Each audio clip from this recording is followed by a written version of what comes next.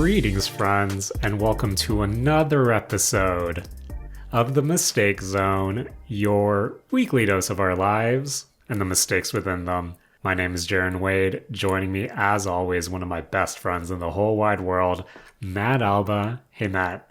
Yo. How are you doing? Yo, I'm doing good. Matt, that's great. And Matt, I'm going to start things off with a very topical joke, just because when we're recording this, this episode of The Mistake Zone, this is hot, literally hot off the heels of Rihanna performing at the Super Bowl halftime show. And by the time all our friends listen to this episode of The Mistake Zone, they're going to have this joke most likely run into the ground. But Matt, for us, while just moments after Rihanna's Super Bowl halftime performance ended, Mark texted me, Mark, friend of the show, Saturday morning OG, he texted me saying, wow, I can't believe Rihanna performed on Big Battlefield and it transitioned into Final Destination. Oh, man. Good goof, Matt. Good goof. Damn. Now I wish I watched the Super Bowl performance. Hey, Matt, from now until the show goes live, who knows what will happen? Oh, man. Who knows what will happen? Matt, you know what else happened this week? As I would like to say, we're not quite experts per se on the field, but we're enthusiasts of the Fast and Furious franchise. And Matt, this week, Fast X, Fast 10, the new trailer, the three... See, Matt, I don't even want to call it a trailer. The Fast short was released, and we had 3 minutes of Fast 10 footage. Matt, I think when watching this trailer, I know we have a adjacent mistake zone of us going through the Fast and Furious movies, which we'll probably get to in some capacity. But spoilers for when we eventually get to Fast 9. Matt wasn't the biggest fan of Fast 9, but for some reason, watching the trailer for Fast 10, I'm back on board, Matt. I'm back on board because there's something about the Fast franchise being so shameless about how loosey-goosey it is when it comes to retconning and adding or subtracting characters and rewriting character motivations and characteristics that make me go, okay, I'm ready to consume more fast food in the form of this stupid movie franchise. But Matt, what did you think watching the Fast 10 trailer this week? Jaren, when I was watching that Fast 10 trailer, up until I think a little bit before the middle of that trailer, I thought, okay, yeah, this looks like another Fast and the Furious movie. Like, I'm obviously gonna watch this, but like, I think it's really, hit its peak, and it's just on its way down now, Jaren. And then this trailer proved me perfectly wrong, Jaren. Someone, I think it was John Cena, just slammed somebody through 3 floors of a house, and I was like, yes, Jaren, you know what? Everything I thought up until this point was wrong. This is the greatest movie franchise that has ever been created, and I am all about it. I'm all in. They're back to street racing, Jaren. There's a big metal ball rolling down the street. Like, I don't know. A Han is back, just drifting. Jaren, I don't know what else you would want from this franchise. Matt, this dumb franchise, this dumb trailer pretty much contained everything that I loved about this stupid franchise. And I think when it was revealed that, of course, Jason Momoa is the antagonist for this movie, and somehow he was retconned to be he was there in Fast 5 the whole time. Again, that loosey-goosey with their own narrative.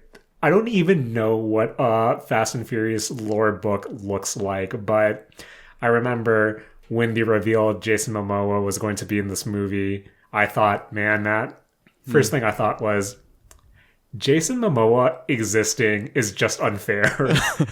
I thought while I was eating a bowl of cereal. And I don't know, Matt. Seeing John Cena's character return, seeing Matt, how many times can this stupid franchise essentially pull back from a random nameless character in a previous movie, have it turns out that, oh wait, they have some sort of family member that hates Vin Diesel's family and has to try to not only kill his family but tear them apart in the process. Matt, all these movies are the same. Jared, like, I can't wait until because I think they're like contracted until the 12th movie, I believe. I don't know if that's right. I can't tell if it's either 11 or 12, to be honest. But okay. But when that finishes, hopefully that's actually the end of, I'm going to say, Jaren, this portion of the Fast story. And I really, really can't wait until someone puts together a chronological supercut of all the movies. Just so you know. Oh, man. I can't wait, Jaren. When Jason Momoa... As I said, when Jason Momoa was revealed to be the antagonist because he was related to some banker from Fast 5, it was the meme all over again of how do they keep getting away with this? Like, for all intents purposes, we should be sick of this. We should poo-poo such narrative choices. But at the same time, I'm watching this trailer thinking, yep, I'm all in. I'm going to buckle my seatbelt because I'm on this ride. Jared, what if during Fast 10 they kill Han again? Matt, I was thinking, I know I was going to save this thought when we eventually covered whatever Fast movie this takes place in, but the fact of that, we actually joked about this when we saw, I believe it was either Fast 6 or 7, about, oh my god, are they doing it? Are they actually going to retcon Han's death? And then they actually retcon Han's death, and it's just this whole weird thought of, one, they actually did it, and two, what is this, like, spoilers for those who haven't feasted on this cinematic masterpiece, but like in canon, in Fast 3, in Tokyo Drift, Han's hologram explodes in a car. Like, what is this movie franchise, Matt? It's so good, but Jared. Again, everyone is there. Like, watching that Fast 10 trailer, it gave me that Super Smash Brothers feeling of everyone is here, unless you're Dwayne The Rock Johnson, but everyone else is here. Han and Shaw are... Matt, that's what you do. You can't have Hobbs and Shaw anymore. You have Han and Shaw, which... I'll take it. I'll take it at this point. I'm just...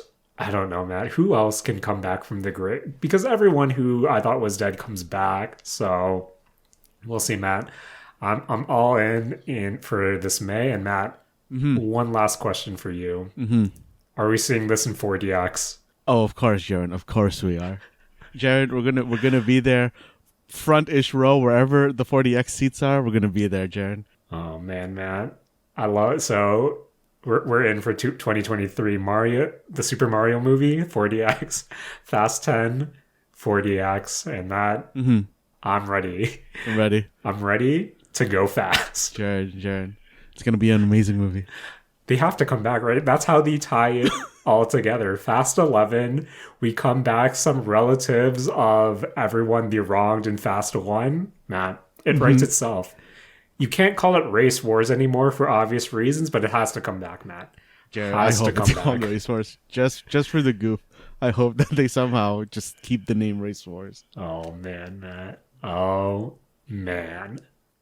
So, Matt, speaking about trailers, we watched quite a bit of trailers this week as well with a brand new Nintendo Direct for February 2023. And that, I think this Nintendo Direct, I think I was a fan of a lot of the titles that were shared. And we're going to go through a lot of them, but I think the big headliner for this Nintendo Direct was the new Legend of Zelda Tears of the Kingdom, which was the closer. We got a brand new trailer. And before we get into the rest of the Direct, Matt, I wanted to ask you about Tears of the Kingdom.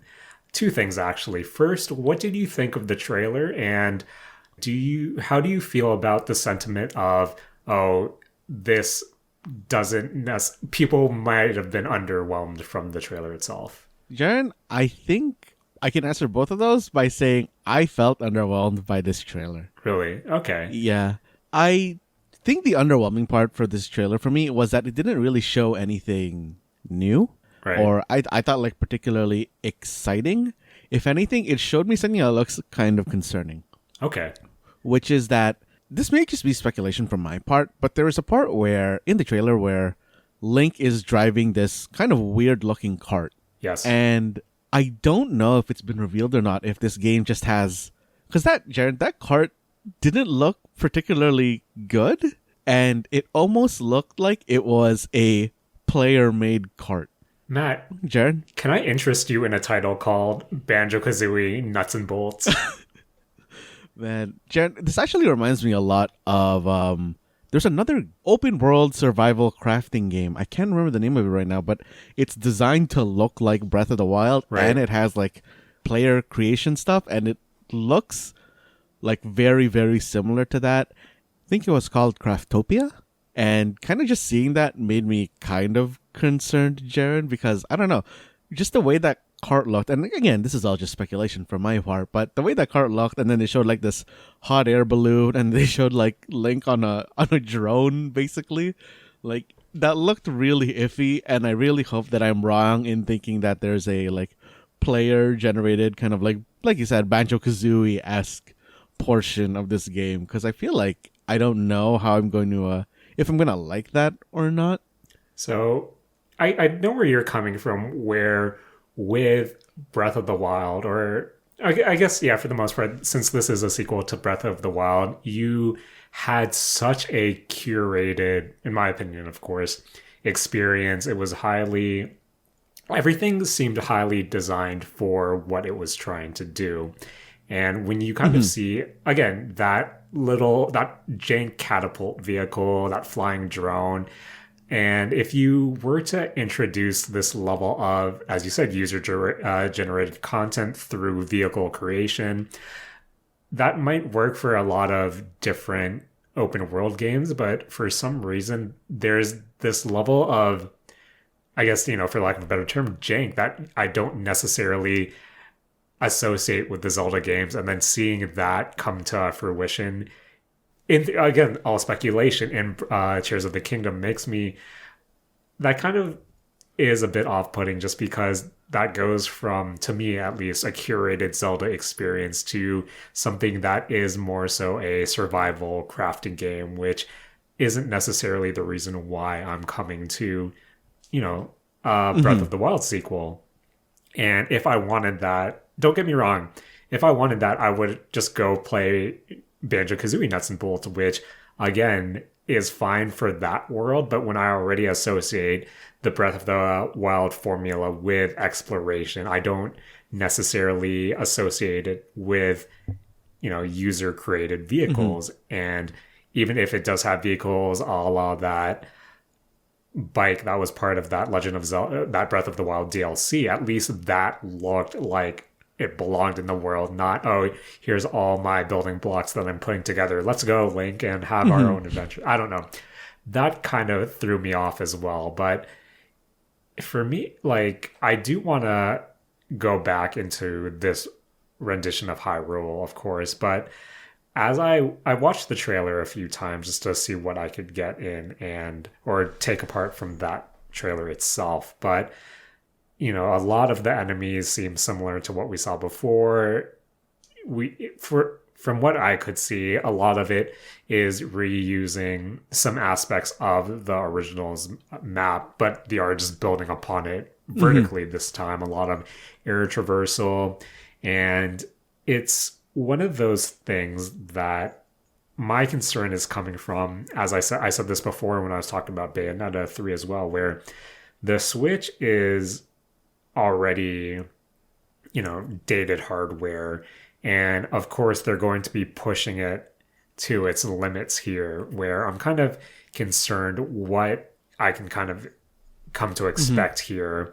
And will it just hold up performance wise, where is this something more so a sequel, or can we see this as something like an expansion, just building upon what the original Breath of the Wild is? Again, just speculation from what a 2-minute trailer, give or take, but I don't want to get all doom and gloom here, but I'm trying to kind of manage my expectations just because maybe I'm wearing off that honeymoon period from Breath of the Wild where I now understand, oh, I played Breath of the Wild on the Wii U.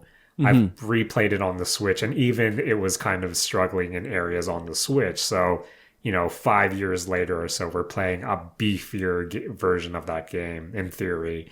So that's where my concerns come after playing Bayonetta 3 of, oh, how hard will this system be pushed to its limits? And will that take its toll on the actual gameplay experience as well? So other than that, Matt, there was some hubbub this week as well prior to the Direct where I believe it was some Nintendo Store listing was revealed that Breath of the Wild would be, I believe, 70 USD. And Matt, you know what that means for us here in Canada. 90 Canadian, brand new. Yep. And after the Direct, all the pre-order pages went back up. We're looking at, again, $90 Canadian. The collector's edition, I believe, is something like 170 Canadian. Matt, now that we're staring at the Canadian price of $90, how are you feeling buying this day one? I feel less bad now knowing that I'm going to be buying the Nintendo Switch game voucher. Yes. For the two full priced games that you can just exchange. Yeah. Like I really hope that that works out. Kind of flawlessly. Matt, just staring at that $90, I know for me, I'll most likely be utilizing the Shoppers Optimum points. Hopefully, a Shoppers Drug Mart here in Canada will have some copies day one that I can just redeem a bunch of points towards to kind of offset that price. Because, Matt, the last time I remember paying or seeing a game being $90 to $100 was when I was a kid, and I remember some N64 cartridges were priced at $90 to $100. And now I'm a kid, of course, I don't realize how much that is. But now, as a 30-something, seeing that and juggling all the other expenses we have, Matt, this hobby is nuts right now when it comes to pricing. And of course, this isn't the place to really discuss this, but Matt, these prices aren't going to go down. These are seeing this as the new normal hurts. And it's one of those things where something like a Game Pass becomes more attractive to me. Something like, all of these services where I think a lot of the times moving forward, if it isn't, day one on Game Pass, chances are, unless it is a title that I'm absolutely dying to play, it's going to be hard for me to play a game day one now, unless the value proposition is there, unless I have that Nintendo voucher. But I don't know, Matt, seeing a collector's edition for that much,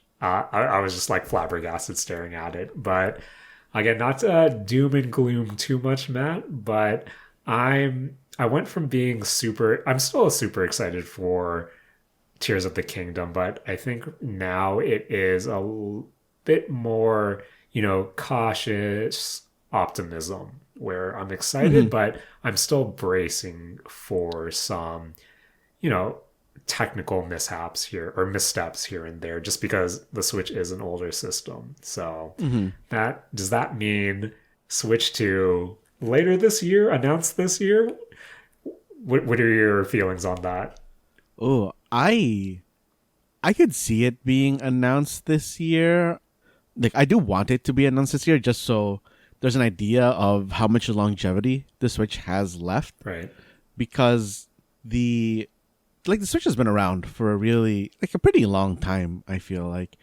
And I feel like the earlier that they announced the Switch successor, the longer they take to announce the Switch, the less buffer time there's going to be between the Switch and its successor. Right. Because I almost feel like let's say the Switch successor is supposed to come out in 2025, for example. I feel like it'll always come out in 2025, and Nintendo will just like announce it at some point, and then the buffer between like when the new one's gonna come out and the Switch, like the Switch is just gonna be smaller instead of them pushing out the release time for the Switch successor. Do you know what I mean? Yeah. Okay, that makes sense. So you think 2025 is when we'll see the next Nintendo console? I was just saying that as a time. Like, I think for sure before 2026. Right. Or 2026 would be like the latest I expected to release. But I wouldn't be surprised at a 2025. So Matt, hear me out here. Hear me out. Mm-hmm. We have Tears of the Kingdom coming out in May. Yeah. Give it... See, I was going to say... give it like 4 months to, get those initial sales in. Announce this next console in August, release March 2024. But Matt, I forgot about holiday season. And if Tears of the Kingdom is the last hurrah, the last big Nintendo Switch title coming from Nintendo itself, I feel like you need to ride it out holiday. So I'm thinking it gets announced. Okay, honestly, I can see an early, maybe a March 2024 announcement and then a holiday release. I can see that. Yeah. This is just blind speculation from me, who knows nothing about business. So I could see it being announced by March next year. But gotta get in those last minute Tears of the Kingdom sales. But yeah, Matt, cautiously optimistic now. Looked good. I'm excited to see what Link can do, but I'm still wary about what the hardware is right now and if it can, fully support such a title. But Matt, enough doom and gloom. Let's get to the rest of the Nintendo Direct this week. Starts off with a look at Pikmin 4. Now, Matt, I don't have a affinity for the Pikmin series, but how did you feel with the Pikmin 4 trailer? Jaren, they introduced a new Pikmin, which is the Ice Pikmin. I thought, okay, cool, that makes sense. You're going to be able to freeze the ground now with the Ice Pikmin and use that for traversal. Jaren, they introduced that weird-looking dog thing? Yep. I want to say. Jaren, I hate this dog. Really? Not a fan of the dog Pikmin thing.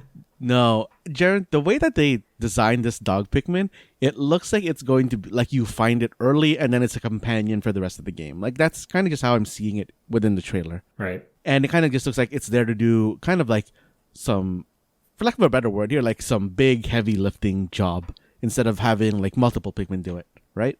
Yes. Jared, this is going to be really messed up for me to say. But Jared, the reason I don't like this dog is that it's not expendable. Right. Jared, the way that I view Olimar and his, like the other three whose names I keep forgetting, is that they're ruthless warlords who are making these Pikmin do their bidding, and the Pikmin to them should be expendable. So Matt, you're saying that your immersion in the Pikmin world has been broken with the showing of Pikmin 4. Jaren, I'm gonna use that other Nintendo voucher on this game, and I'm not gonna like it. But man, feels bad, Matt. I just realized this is coming out July 21st, 2023, after Tears of the Kingdom. But Matt, let's be honest, nothing against Pikmin 4, but we all know what the last real Switch game to come out will be. But yeah, again, don't really have experience with the Pikmin games. Honestly, this kind of did nothing for me, but it looked nice. That dog thing was funny enough. Some of those creature designs, the slug enemies, that looked kind of like disgusting and creepy. So I'll give it that, Matt. I'll give it that. But Matt, following up with that, we had the Xenoblade Chronicles 3 Expansion Pass DLC Volume 3. Matt, Xenoblade Chronicles 3 is something that I am interested in. High praise for the game, but, You know what really sold me, Matt? Not the critical acclaim, not everyone saying how much they like these characters, but Matt, they said my favorite, my current word of the moment, Matt, their DLC will add something roguelite adjacent, and I think that's what I'm looking for. Maybe that's finally going to be the thing to pull me into Xenoblade Chronicles 3. Showed off a cool character, liked her design, but Matt, when you tell me that there are rogue light elements to your game, I'm instantly interested again. Likewise, I'm interested in Samba de Amigo Party Central. Jared. Matt, will we have any, accessories to go with this title? Jaren, I don't think so. But man, Jaren, I really hope that this game is good, Jaren. Yeah, me too. Me too. Like the concept of this game kind of it almost looks like just falls into like the same genre as like those like kind of like Dance Central and stuff like that, right? Yeah. And it's going to be using the Joy-Cons, yeah, to do the motion detection.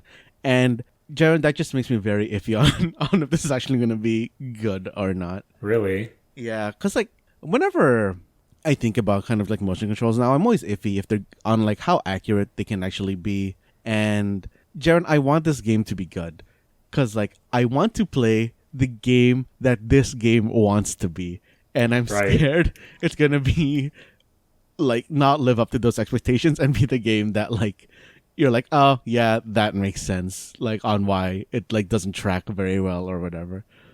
So I'm like very cautiously optimistic about this game. Have you played any of the previous Samba de Amigo games? No, I have not. Okay. Yeah, just basing it off the trailer, it just looks like very interesting to me, and I really, really hope it like holds up to what I want it to be. I know in terms of rhythm games, Samba de Amigo has been that title that I am aware of, but I've never been able to, experience, especially because I never had the chance to, but it always looked fun. And this was a really good showing trailer wise that made me really excited for summer 2023. But yeah, I think when it comes to rhythm games, especially when you're using the Joy-Con and motion controls, that's where I'm a bit iffy on, because I come from plastic instruments. I come from my tablet touchscreen when there's a bit of tactile precision when it comes to you hitting the rhythm notes. And I'm always, then again, I haven't played Beat Saber as much as you have, Matt, so I don't have that kind of experience with that type of, motion rhythm gaming. But hopefully that's something the Joy-Cons can accomplish as well. But Matt, after this, we saw a look at Fashion Dreamer, which seems to be a dress-up game with some social media elements of you kind of just walking around with your outfit and rating other people's outfits, sharing your outfits. Matt, this is just essentially a paper doll dress-up game, and as someone who is a fan of Love Nikki Dress-Up Queen, I think this will scratch my dress-up avatar creation itch.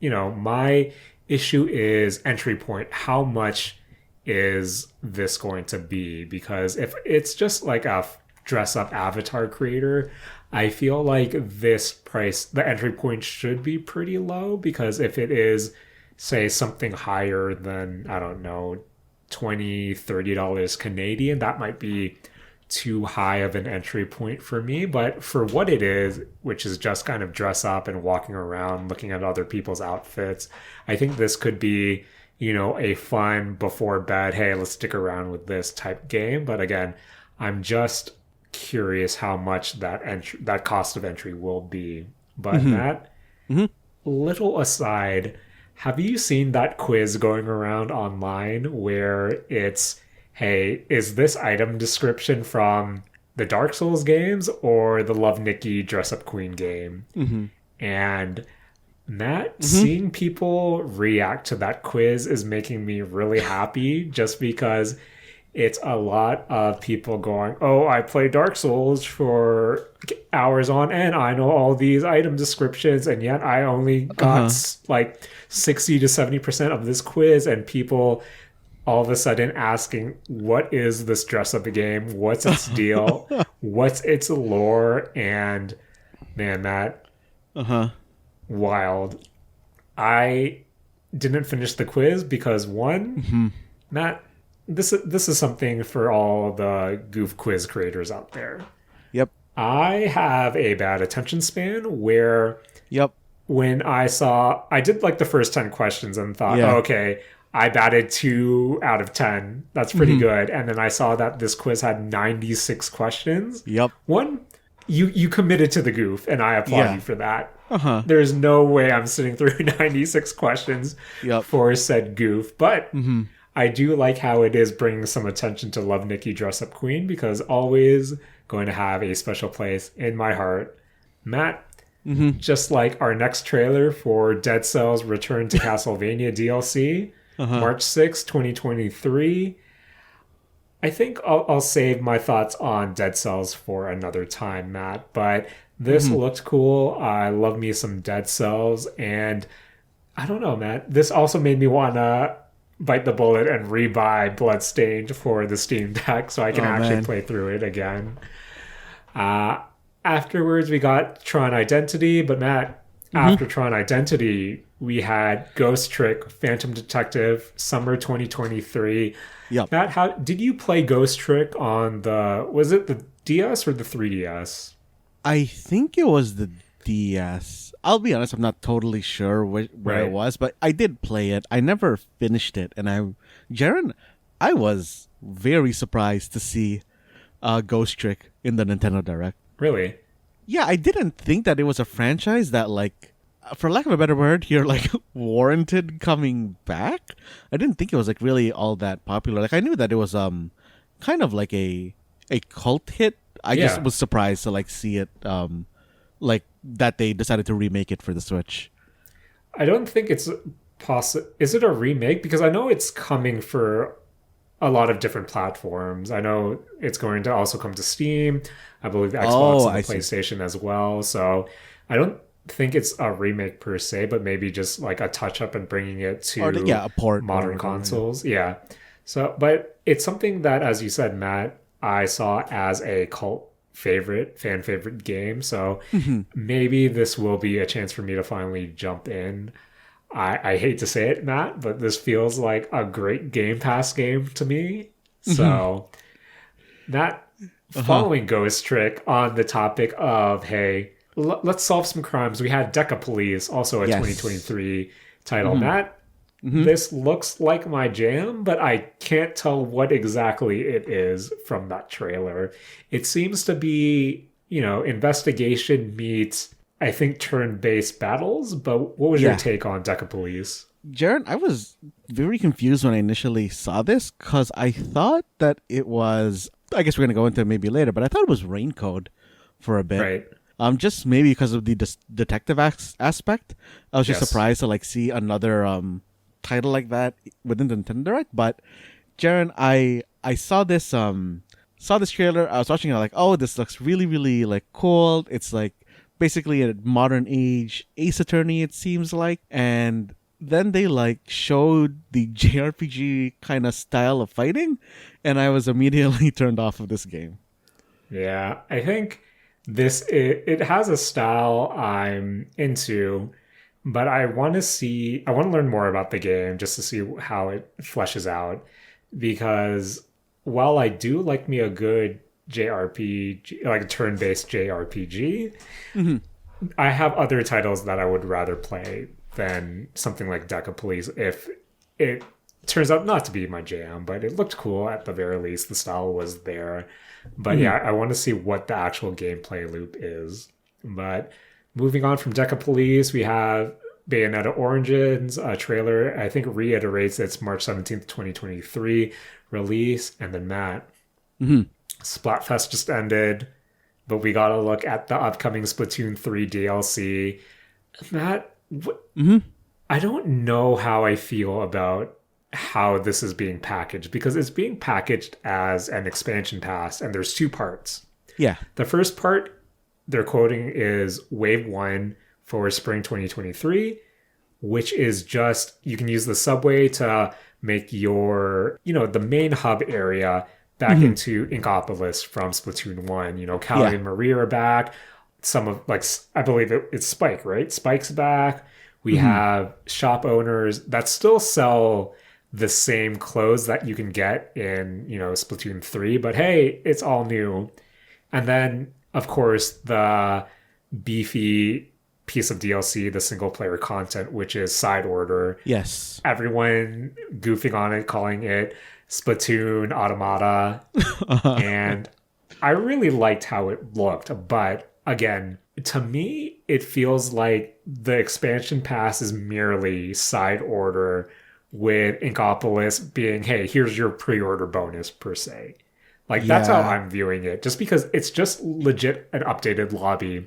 So I found it really disingenuous that they're labeling your lobby update Wave 1, and then I don't know. I thought it was just kind of weirdly labeled, and I didn't really vibe with it because, of course, I don't believe these are sold separately. You have to get it one or the other.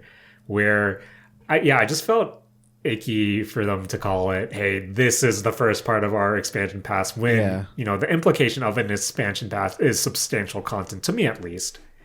And not gonna lie, I like nostalgia as much as the next guy, but Inkopolis as Wave 1 DLC, that doesn't fly with me, the man. But how are you feeling with the expansion pass? Yeah, I feel actually very similar to you. When they were showing it and the Inkling gets off of the subway, and you can kind of just see that little piece of building beside it, and it starts to pan, and you get that realization of, oh, this is like the Splatoon 1 lobby area.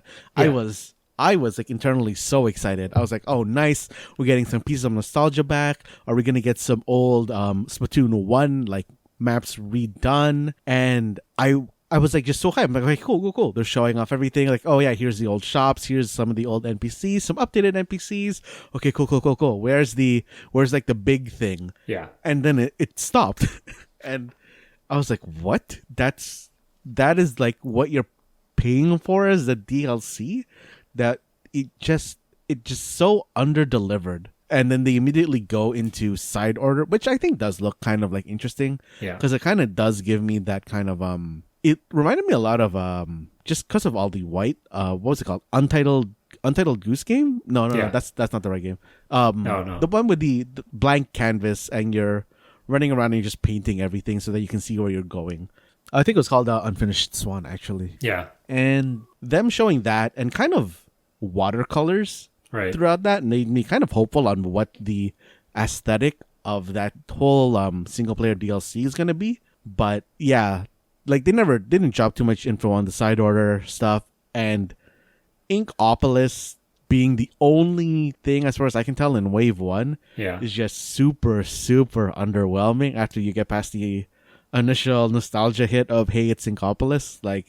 This announcement was nothing to me, basically. Yeah, I think pricing wise, overall, the expansion pass is comparable to, I believe it was the Octopass expansion for, Splatoon 2, which was a substantial piece of DLC. So, again, it is the same thing of your main piece of content will be Side Order, but just for them to frame it, hey, here's 2 waves of DLC in this expansion pass. One is literally just a new lobby. That, it's weird. That was really deflating. I was hoping for a lot more, and again, I know you can see it as you're just paying for Side Order. This is the bonus, which is fine, but it's not, when you say Wave 1, Wave 2, you're kind of implying that these are of both equal content, to me anyway. So I don't know, man. That was actually really disappointing to me, because I like Callie, I like Marie, I love Splatoon 1, but I want actual content, your main hub area. I know everyone was saying, oh, can't wait to go back and relive all my Splatoon 1 memories. More power to you. That does nothing for me. So that was that was bizarre, Matt. But moving on, Matt, speaking about expansion passes, we had the Fire Emblem Engage expansion pass, or which I believe it was a second wave that adds new characters for. Look, Matt, I don't know anything about Fire Emblem Engage, but apparently it seems like Matt, what if Fire Emblem had Persona elements in it and you could summon different heroes of the past? Sure. One thing stood out to me, Matt. Okay. And I believe it's part of the wave 3, heroes you can summon. We saw Veronica from Fire Emblem Heroes being one of the units you can summon or whatever. And as someone who played a lot of Fire Emblem Heroes, and the fact that part of her mechanic has her bring up the stupid gacha pool of seeing all the 5 orbs from Fire Emblem Heroes, Matt, for some reason, just seeing heroes representation in a mainline Fire Emblem game, that kind of makes me happy. Just because I haven't touched Fire Emblem Heroes in years now, but seeing the mobile game get some form of like main game acknowledgement, especially with Veronica, which was a character that I did like during my time of Fire Emblem Heroes, I thought was really cool. And I think that made me really happy because, one, that's a lot more love than they have given Fire Emblem Warriors and Tokyo Mirage Sessions, where at least Tokyo Mirage Sessions had units in Fire Emblem Heroes. I don't think the same could be said about the characters from Warriors, so take that for what you will. And moving on, some other titles that spoke to or stood out to me. We had Advance Wars 1 and 2 Reboot Camp finally getting a release on April 21st, 2023. Octopath Traveler 2, 24th of February. That's soon, Matt. That is actually pretty soon. I know there was a few things that really stopped me from really getting into Octo 1 that I'm curious if they'll end up addressing. But moving on from there, we also had some Kirby's Return to Dreamland Deluxe, also on the 24th of February, I believe. But Matt, Nintendo Switch Online, they got some additions to their gaming catalog that you can access being a subscription member. Matt, Jaren, how did you... Yeah. Sorry, actually, before you go to the Nintendo online Switch stuff, online stuff, I just want to talk about a couple more games that were inside of that kind of like jumble of trailers. Oh, yeah. No, my bad for moving ahead, man. what caught out to you, man? No, I just wanna call out that like I'm really excited to see the Etrian Odyssey collection being there. Ooh, great. I'm so glad to see auto mapping there because I know that the mapping part was really the big draw for Etrian Odyssey, but man, that part was a bummer and a half for me to do. And Matt, want to know why I fell off of Persona Q and Persona Q2? Was it the mapping, Jaren? It was the mapping. Oh man, like I like that as a concept, but as a practice, oh man, it is like boring city for me. Not a fan. I am not a fan, man. Hopefully, with the Origins collections, they're showing what they could do with a potential Persona Q collection. But and the other game I want to talk about is Harmony: The Fall of Reverie. Jaren, okay, yeah. I've been on like a visual novel kick lately, so this has been very interesting to me, especially with the way that I like to consume visual novels, which is by just throwing saves everywhere, so I don't have to like replay to a certain point. Yeah. And Harmony: The Fall of Reverie having that kind of branching timeline aesthetic where you can just kind of, it looks like you can just like jump back to points that you've passed in the story and then go in the other direction seems very, very appealing to me. I think from a, just maybe not accessibility, but kind of quality of life stance, I think that's something I would love to see out of visual novels just because I don't want to replay to get to that fork in the road and choose another fork. But being able just to jump to that point and seeing how that could influence things, I think that could be really cool. And my bad for missing on Harmony: The Fall of Reverie. Yeah, that's something that really did stick out to me too. Some of the character designs were really nice as well. But yeah, other things in that kind of portion of the direct, we had Disney's Illusion Island. We Love Katamari Reroll and Royal Reverie. Was that actually part of the title? I don't know. I'm just taking this from Nintendo Life. Sea of Stars, Omega Strike, and yeah, now we're back to Nintendo Switch Online, getting Game Boy and GBA support. I didn't look at what the titles were, but I like the GBA, Matt. The Game Boy Advance was one of my favorite handhelds. I don't like it enough to subscribe to that upper tier of the Nintendo Switch Online. But hey, good for those who have. But Matt, we had a shadow drop during the Nintendo Direct with the Metroid Prime Remastered. And Matt, I know that Metroid Prime is supposed to be the Citizen Kane of gaming, of course. But I admit I never partook in Metroid Prime growing up. And Same. I think with a re-release, apparently it does have, dual analog control now, which apparently the game hasn't been rebalanced to take, to acknowledge the fact that you can now have dual analog control, and that apparently breaks the game balance-wise. But I'm kind of curious to finally... Oh, man. Yeah. Just because when it did come out on the GameCube, I believe the C-stick didn't actually control like your character or Samus's arm. So I'm actually curious to see how, with the notion that the game isn't balanced around dual analog control, I'm actually curious to see how that actually works now. That sounds wild, to be honest. But yeah, Matt, do you have any, interest in playing Metroid Prime Remastered? Did you play the original Metroid Prime games? No, Jaren, I'm honestly not too big a fan of the Metroid games. They just never clicked for me. So like this Metroid Prime Remaster, while I think that a lot of people are going to be really, really interested in it, I think it's just not my cup of tea. Okay, fair enough, Matt. Fair enough. We had some Baten Kaitos 1 and 2 HD remaster. I don't know. I've never played the Baten Kaitos games, the BK games, Matt. Jared, I really liked my initial playthrough of Baten Kaitos 1. Yeah. I don't remember the character art looking the way it does for the Baten Kaitos, like when they're talking, like the kind of just like splash art. I don't remember it looking like that, but I really want to play this. I don't think I want to like pay full price for this because I'm just assuming that this is going to be a full price like game or like a $60, $70, $80 game. And I don't know. I really hope that this game holds up because I do remember having a lot of fun with it. And like, I think this was my initial exposure to deck building games. Oh, yeah. So I really hope that this holds up. Matt.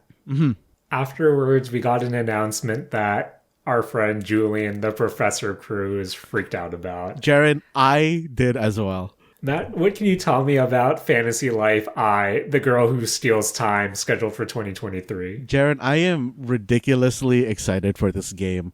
I think that if I don't end up going through with Pikmin 4, I think that this might be where I throw that other Nintendo voucher. Because...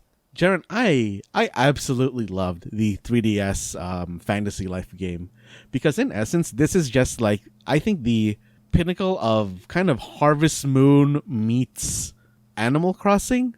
Okay. It very much is kind of just a let's go do chores type game. Like, okay, I'm going to go be a woodcutter and I'm going to go like cut down wood and then you have to like job change into miner and then job change again into, I don't know, like a monster hunter. Or whatever, or fisherman. And if you like those kind of life sim, I don't even know if it's like right to call this life sim. I think if you like Rune Factory or Harvest Moon or anything within that genre, I think if you like kind of stuff like Stardew Valley, this is like the type of game that's probably for you. It has a bunch of go grab base resources, create stuff with those resources, and then either fight things with them or decorate a house with them. Like this looks like really the pinnacle of that kind of like game genre.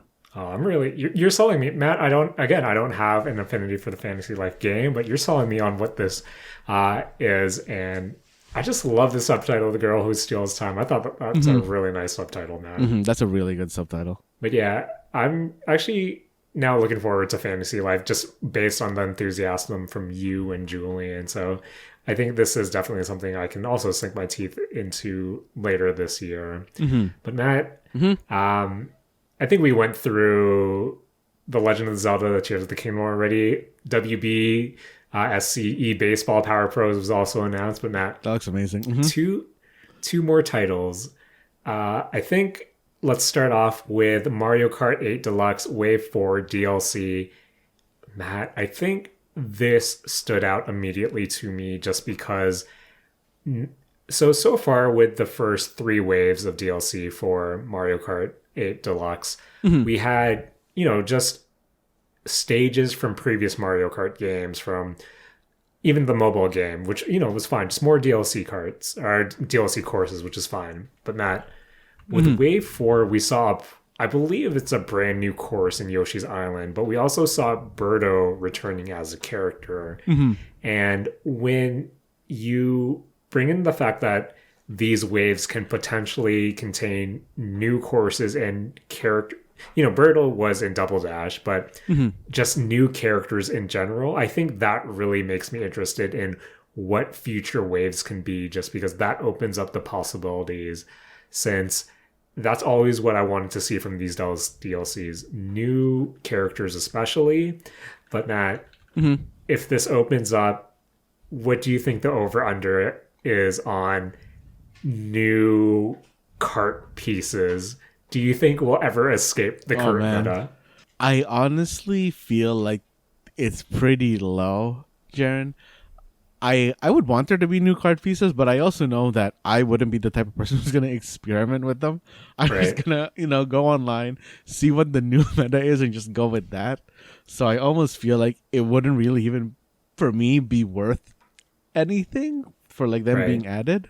I think the thing that I would want the most at the end of like all this Mario Kart stuff is, I think, something you've brought up before, which is being able to like either neutralize weight classes or set anybody to whatever weight class you want them to be. No, definitely. Just because, again, it's, as someone who likes variety, the fact that with Mario Kart 8 being so optimized right now when it comes to build and character loadouts, I think just something to give some sort of visual flair would be welcomed for me. But Matt, if we're talking about meta, let's just say we need some more heavy characters. Are we going to see Funky Kong in Mario Kart 8 Deluxe? Oh man, what was the last game he was in? Because I know he was in one of them, right? I think so. I think if Birdo is returning from Double Dash, I think we need to go through the character rosters of all of the previous games and see who they can potentially pick and choose for that. But Matt, new course in Yoshi's Island. We have the F-Zero levels and the carts. Matt, over under, is Captain Falcon going to be in Super Mario Kart 8 Deluxe? Jared, as much as I want to say yes to that question, or like it's very likely for that question, Jaren, I don't believe. I can't see him ever coming back to these games or a game in general at all. Feels bad, Matt. Feels real bad. But Matt, you know what didn't feel bad? Seeing Professor Layton and the New World of Steam for 2023. Matt, in many ways, Professor Layton to me is up there when it comes to de facto DS, 3DS adjacent games. For the longest time, I always thought that Professor Layton was a Nintendo character. That's how much of a connection I have with him and, that era of Nintendo handhelds. And what did you think when you saw the announcement of Professor Layton and the New World of Steam? Jared, I thought about the fact that I still haven't finished that Professor Layton Phoenix Wright crossover, and I should get to that. But good point, Matt. Good point. I am genuinely excited for this game, Jared. I don't think since the second Professor Layton game I've finished a Professor Layton game. I'll always just start them and then kind of just like peter off somewhere around like the halfway mark. But I'm looking forward to doing that again. Oh man. Actually, same, Matt. Same. I did like that Professor Layton spinoff. He had was it a daughter or like a niece? I forget, but I remember she had her own anime, and I really enjoyed that anime a few years ago as well. Oh, true. But yeah, man, I think there was a few other titles that were also announced that Nintendo Life didn't or doesn't have on their kind of show breakdown. Was there anything else that comes to mind that you saw during the Direct? The only things that really like stand out to me that we haven't already talked about is just two of the games that got announced with the Nintendo Switch Online, just the Game Boy stuff. Because like you, Jaren, I'm not going to shell out for the Game Boy Advance stuff, but for the Nintendo Switch Game Boy, I'm very excited to play Wario Land 3 again. Because that game was great, Jaren. I really genuinely enjoyed that game. That's a good game. And Jaren, I cannot wait for the future release of the Game Boy version of Pokemon Trading Card Game. Oh, that would be... I really liked that growing up. Man. Matt, are we going to see Pokemon Pinball? Oh, that would be wild. I would really like to play that game again.